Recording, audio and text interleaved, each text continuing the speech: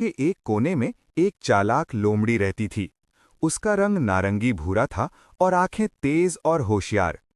एक दिन सुबह के वक्त वो अपनी तलाश में जंगल के रास्ते पर चल रही थी। उसकी नज़र ऊपर एक लंबी बेल पर पड़ी, जहां बहुत सारे रस भरे अंगूर लटक रहे थे। अंगूरों की चमक और उनका रंग देखकर लोमड़ी के चेहरे पर मुस्कान आ गई। उसने सोचा, वाह, ये अंगूर मेरे लिए कितने मज़ेदार लगेंगे। लोमड़ी ने पहली कोशिश की। उसने पूरे जोर से कूदकर अंगूरों तक पहुंचने की कोशिश की, लेकिन वो बहुत ऊंची थी। अंगूर उसके हाथ से दूर निकल गए।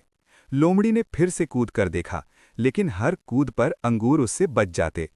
थोड़ी देर के बाद लोमड़ी थक गई और जमीन पर बैठ गई।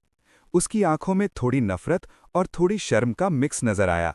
उसने अपने आप से कहा, ये अंगूर मेरे लिए नहीं है, वैसे भी शायद ये खट्टे ही होंगे। फिर लोमड़ी ने अपनी इज्जत बचाते हुए चुपके से जंगल से वापस चले जाना बेहतर समझा।